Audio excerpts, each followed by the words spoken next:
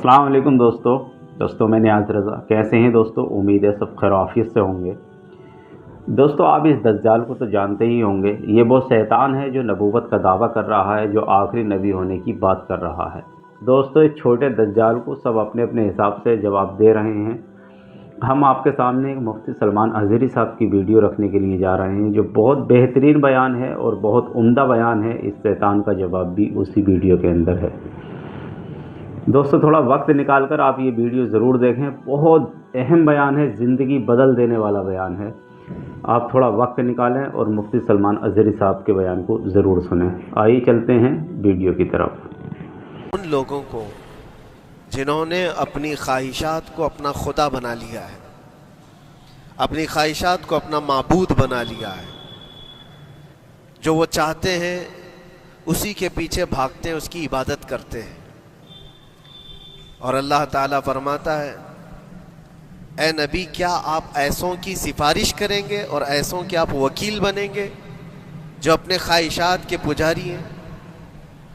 और अल्लाह फरमाता है उनमें से तो अक्सर ऐसे हैं कि उन्हें अक्ल नहीं है, वो जानवरों से भी बदतर है, जो अपने ख्वाहिशात के पीछे भाग रहे हैं।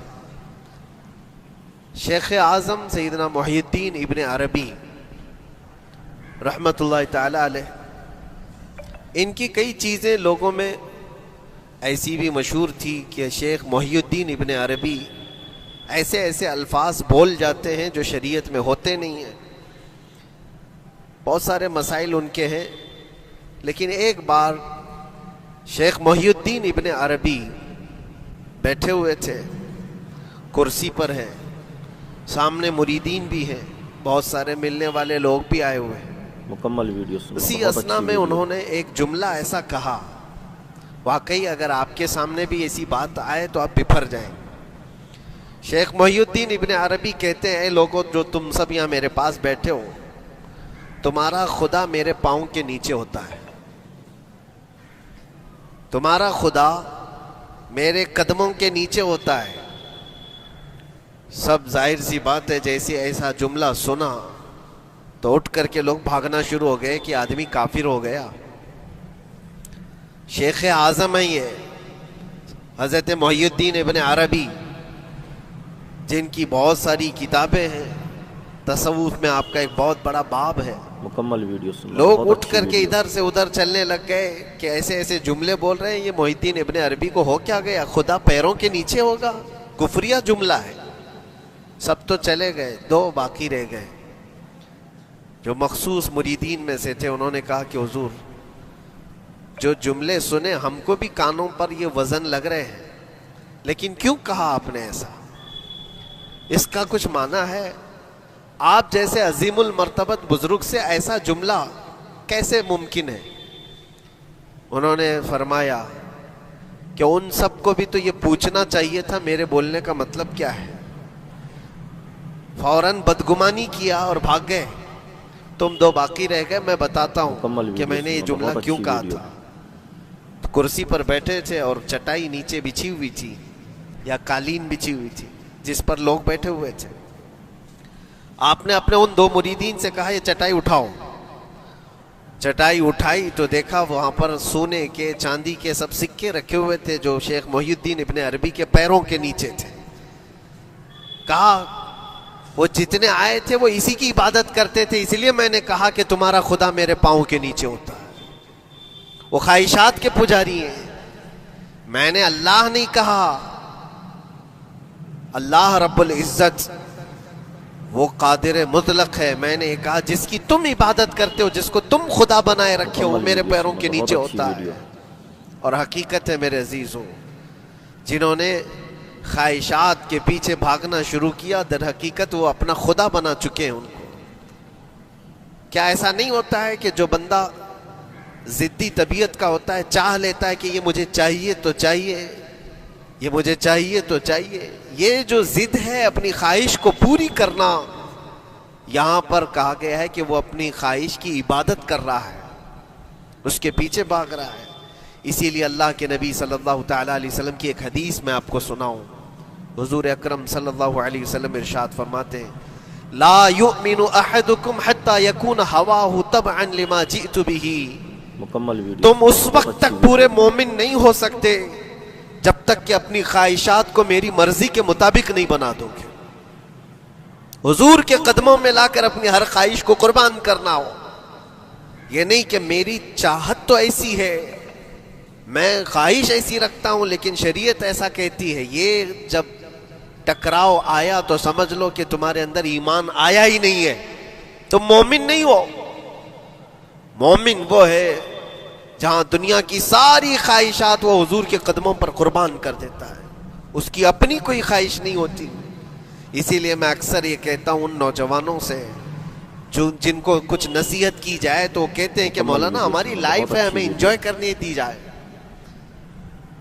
یہ ابھی تو ہماری لائف ہے، ہماری اپنی لائف کو ہمیں انجوائے کرنے دیا جائے. نادان کس نے کہا کہ تیری اپنی لائف ہے؟ تیری لائف ہے کہاں؟ زندگی یہ نہیں کسی کی کسی کے لیے، زندگی ہے نبی کی نبی کے لیے. اور نہ سمجھ مرتے ہیں زندگی کے لیے، ارے جینا مرنا ہے سب کچھ نبی کے لیے. جو خواہشات کو لا کر کے حضور کے قدموں پر رکھ دیتا ہے تو پھر وہ کہتا ہے میرے عزیزوں، وہ پھر آ کر کے یہ کہتا ہے اپنی خواہشات، اپنی طبیعت جہاں سب مر جاتی ہے آدمی کی، اس کی اپنی کچھ نہیں ہوتی، تب اس مومن کی زبان سے یہ نکلتا ہے یا رسول اللہ زمین و زمان تمہارے لیے، مکین و مکان تمہارے لیے، چنین و چنا تمہارے لیے، بنے تو جہاں تمہارے لیے، ہم آئے یہاں تمہارے لیے، اٹھے بھی وہاں حضور کے لیے. اس کا اپنا کچھ نہیں ہوتا. اپنی خواہش ہوگی تو میں کرتا رہے گا، اور جتنی خواہشات کے پیچھے بھاگتا رہے گا دنیا اس کا پیچھا کبھی نہیں چھوڑتی، اور نہ ہی دنیا اس کو کبھی سیراب ہونے دے گی، کبھی پیٹ بھرنے دے گی ہی نہیں. وہ بھوکا ہی رہے گا، وہ پیاسا ہی رہے گا جو دنیا کے پیچھے بھاگتا ہے. ایک مرتبہ سیدنا عبداللہ ابن مسعود رضی اللہ تعالیٰ عنہ غمگین بیٹھے ہوئے تھے، کسی بات کا غم ہوگا. نبی پاک صلی اللہ تعالیٰ علیہ وسلم کا گزر ہو رہا تھا، آپ نے دیکھا، حضرت عبداللہ ابن مسعود سے پوچھا کہ غم کیوں ہے؟ تو آپ خاموش رہے. تو اللہ کے نبی صلی اللہ علیہ وسلم نے ایک جملہ فرمایا جو آج ہم سب کے لیے سبق ہے میرے عزیزوں. فرماتے ہیں لا تکثر ہمک ما یقدر یکن، اپنے غم کو زیادہ مت بڑھا، جتنا لکھا ہے اتنا مل کے رہے گا. وما ترزق یأتک، جتنا اللہ نے رزق لکھا ہے وہ آ کر رہے گا، وہ تیرے پاس آ جائے گا. غم کب بڑھتے ہیں انسانوں کے؟ ہمارے اندر بہت اچھی ویڈیو. جو ٹینشن جس کو آپ کہہ رہے ہو، فرسٹریشن کہہ رہے ہو، یہ سب چیزیں انسان کی زندگی میں کب آتی ہیں؟ جب یہ اپنی لو اور اپنی خواہشات دنیا سے لگاتا ہے. خالق سے اگر لگاتا ہے تو پھر اس کے غم نہیں بڑھتے، بلکہ غموں کا مداوا ہے. اسی لیے بزرگوں نے فرمایا کہ اگر ٹینشن فری جینا چاہتے ہو تو انسانوں سے امیدیں کم کر لو، اللہ کی ذات سے یقین بڑھا لو، اس کی ذات سے یقین بڑھاؤ. ہم نے دیکھا ہے اپنی زندگی میں جس سے ہم ملتے رہے، جس سے کچھ خواہشیں رکھتے رہے، یا جس کے متعلق کچھ امیدیں وابستہ کر رکھی، یہاں امیدیں ٹوٹ جاتی ہیں، پھر انسان کا غم بڑھتا ہے، انسان مغموم ہو جاتا ہے. اللہ کی ذات سے جو وابستہ ہوا اور وہاں جو آس لگایا وہ ہر دن بشاشت کے ساتھ جیتا ہے، یقین کے ساتھ جیتا ہے. اسی لیے میرے عزیزوں، یہاں جس نے بھی اپنے خواہشات کو دنیا کے ساتھ لگایا ہے اسے کم کرنا ہے. لا تکثر ہمک ما یقدر یکن، اللہ کے نبی فرماتے ہیں اپنے غموں کو زیادہ مت کر، جتنا لکھا ہے اتنا تجھے مل کر رہے گا. اس دار فانی میں، اس عمل کی دنیا میں ہم نے اپنے بہت ساری چیزیں پھیلا رکھی ہیں. ایک چیز میں آپ کو بتاؤں کہ کبھی کبھار بہت اچھی میں دیکھتا ہوں موبائل کو، اب سب کے ہاتھوں میں موبائل ہے، اور کبھی کبھار یہ اسٹک بھی ہوتا ہے. اچھی کمپنیوں کے موبائل بھی اسٹک ہو جاتے ہیں، یا تو کبھی بہت زیادہ بیٹری گرم ہو جاتی ہے اور موبائل بھی گرم ہونے لگتا ہے. پھر اس کا حل کیا ہے؟ ایکسپرٹ سے پوچھتے ہیں موبائل کبھی ہینگ ہو رہا ہے، یا کبھی بہت بیٹری گرم ہو رہی ہے, اس کے ریزن کیا ہے؟ تو وہ ایکسپرٹ یہی بتاتے ہیں کہ اس کے اوپر اوور لوڈ ہو سکتا ہے, بہت زیادہ اس میں ڈیٹا جمع ہو چکا ہے اور پھر بیک گراؤنڈ میں ایکٹیو ہے بہت زیادہ, جس کی وجہ سے بیٹری ہارمفل ہے, بہت زیادہ گرم ہو جاتی ہے. یا تو پھر بہت اچھی ویڈیو, ایک ساتھ کئی چیزیں اس کے اندر ڈال دی جاتی ہیں تو اس کا پروسیس کم ہو جاتا ہے, سٹک ہو جاتی ہے. یہ تو موبائل ہے جو تمہیں سکھا رہا ہے. یہی چیز ہے دنیا کے ہمارے اس لائف میں, ہماری زندگی میں بہت زیادہ چیزیں اگر دماغ میں آ جاتی ہیں تو پھر دماغ گرم بھی ہو جاتا ہے اور سٹک بھی ہوتا ہے, ہر چیز سوچنے سے بھی عاری ہو جاتا ہے, صحیح طریقے کے فیصلے نہیں لے پاتا. اچھا نقصان کیا ہے اس کا؟ سیم ہم نے موبائل ایکسپرٹ سے بھی پوچھا, جب موبائل بہت زیادہ گرم ہونے لگے یا سٹک ہونے لگے تو اس کو کیا کرنا چاہیے؟ تو ایکسپرٹس بتاتے ہیں کہ اس کے ریڈیشن بہت زیادہ ہوتے ہیں اس وقت اور یہ نقصان پہنچا سکتا ہے. بہت اچھی ویڈیو. جو استعمال کر رہا ہے اس کے دماغ پر بھی اثر کرے گا, آس پاس کے لوگوں پر بھی اثر کرے گا. ایک موبائل کے اوپر اگر زیادہ لوڈ آ جائے تو اس کے ریڈیشن آس پاس سب کو خراب کرتے ہیں. یہی حال انسان کی زندگی کا ہے. تمہارے دماغ کے اوپر اگر غم زیادہ بیٹھ گئے اور بہت زیادہ دماغ حاوی ہو گیا تو خود کا تو نقصان کرو گی ہی, آس پاس جتنے ہیں سب کا نقصان کرو گے.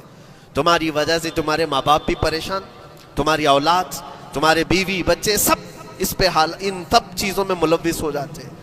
اب اس کا علاج کیا ہے؟ کہا گیا موبائل کو آف کر دو, ڈیٹا کم کر دو, اس کے اندر سے کچھ چیزیں ڈیلیٹ کر دو, اچھی ویڈیو. پھر یہ اپنے نارمل حالت میں آ جائے گا. سیم آپ کے لیے بھی ہے, دماغ میں دنیا کے بہت سارے فطور بھرے ہو تو تھوڑی چیزیں ڈیلیٹ کر دو, تھوڑے دنوں کے لیے اپنی اس ایکٹیو لائف کو روک دو اور آ جاؤ اللہ کی بارگاہ میں اور آنکھ بند کر کے اس کی طرف لو لگاؤ, اس لیے کہ ہماری بیٹری جو چارج ہوگی وہ خالق کائنات سے ہی ہوگی. بنانے والا ہی بہتر جانتا ہے اس کی زندگی کس چیز سے چلتی ہے. اور اسی لیے کہا ہے, امام غزالی رحمۃ اللہ تعالی علیہ فرماتے ہیں, جو بندہ اللہ کے ذکر سے کئی دن تک غافل ہوتا ہے تو مردہ لاش ہے جو چل رہا ہے, بازاروں میں جو چل پھر رہا ہے, ذکر الہی نہیں کرتا تو اس کی روح ختم ہونے کے قریب آئی ہے, یہ زندہ لاش ہے. یہاں زمانے ہو گئے, مہینوں بیت گئے, برسوں ہو جاتے ہیں, کتنے دن ایسے ہیں آپ نے اللہ کے ذکر کے لیے الگ سے وقت نکالا ہو؟ کہاں ہے وقت؟ نماز بھی ایسے پڑھ کر کے بھاگ جاتے ہیں جیسے لگتا ہے کہ کوئی چیز ہمارے اوپر سوار تھی, جلدی سے ہٹا دی اور بھاگ گیا. دوستوں مفتی سلمان اظہری صاحب کو آپ نے سنا, آپ کو بیان کیسا لگا؟ انشاءاللہ زندگی بدل دینے والا بیان ہے. جو ہم لوگ ٹینشن لیتے ہیں اور ڈپریشن میں چلے جاتے ہیں, انشاءاللہ اس بیان کو سننے کے بعد ہم لوگ ٹینشن لینا بند کر دیں گے. مفتی سلمان اظہری صاحب نے یہ بھی فرمایا کہ اللہ رب العالمین نے جتنا قسمت میں لکھ دیا ہے اتنا مل کر ہی رہے گا, لیکن ہم لوگوں کو فالتو ٹینشن لینے کی ضرورت نہیں ہے. دوستوں ہم آپ لوگوں کے لیے ایسی سچے اور اچھے بیان لاتے ہیں. دوستوں اگر آپ کو ہماری ویڈیو اگر پسند آتی ہیں تو آپ اس چینل کو سبسکرائب کر لیں اور جتنا ہو سکے اس ویڈیو کو آگے شیئر کریں. السلام علیکم ورحمۃ اللہ.